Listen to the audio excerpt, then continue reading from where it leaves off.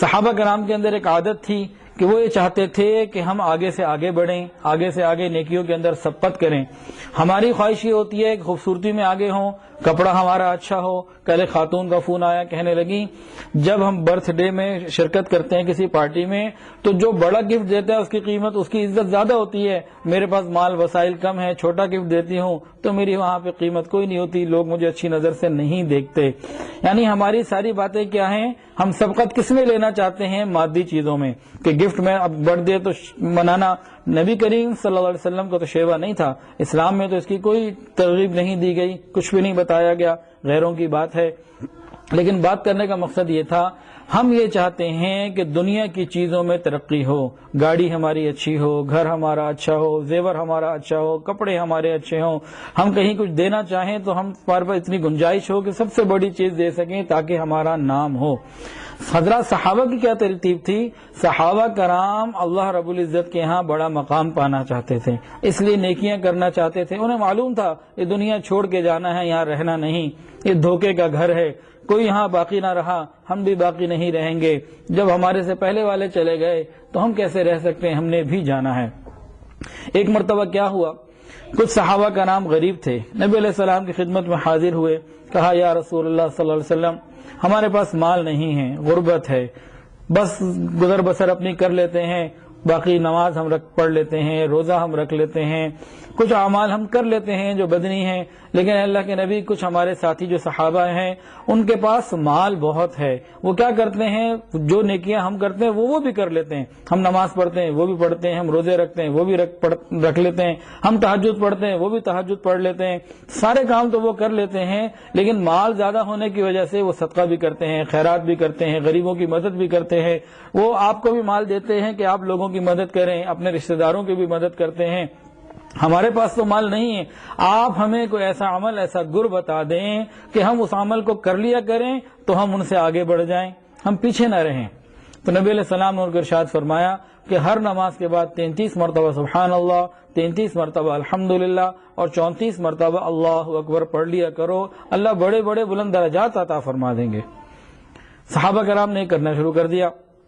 اب نماز کے بعد جو غریب صحابہ پوچھنے گئے تھے، اب وہ خاموشی سے کوئی ادھر بیٹھا پڑھ رہا ہے، کوئی ادھر بیٹھا پڑھ رہا ہے۔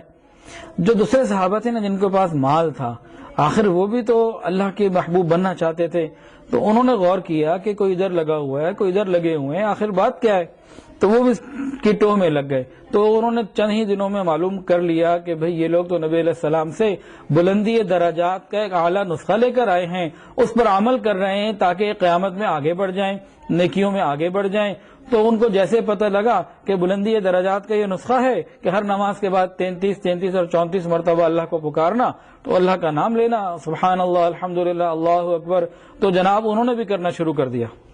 اب وہ جو غربا صحابہ تھے، غریب لوگ تھے، وہ بڑے پریشان ہوئے کہ بھئی یہ تو ہماری چیز تھی، ہم اپنے لیے لے کر آئے تھے کہ ہم بڑے درجات لیں، تو یہ تو یہاں بھی ہمارے ساتھ شریک ہو گئے، اب ہم کیا کریں؟ ابھی غریب صحابہ نبی علیہ السلام کے پاس پھر حاضر ہوئے، اے اللہ کے نبی، آپ نے ہمیں جو بتایا تھا نا بلندی درجات کا وہ نسخہ، وہ تو ان کو بھی پتہ لگ گیا، اب وہ بھی کر لیتے ہیں، اب ہم کیا کریں، ہم تو پھر پیچھے رہ گئے۔ نبی علیہ السلام نے ارشاد فرمایا ذالک فضل اللہ، یہ تو اللہ کا فضل ہے، جس کو چاہے عطا فرمائے۔ تو صحابہ کرام کی تمنا طلب کیا تھی کہ اللہ کے محبوب بنے، نبی علیہ السلام کے محبوب بنے اور آخرت کے بلند سے بلند درجات حاصل کریں۔ ایک تو یہ بات دیکھیے، ایک اور حدیث اب سنیے۔ نبی علیہ السلام نے ایک ایسی حدیث میں ایسی بات ارشاد فرما دی فقراء کو، غرباء کو، کہ وہ مالداروں کے اوپر کس طرح سبقت حاصل کریں۔ حضرت ابو ہریرہ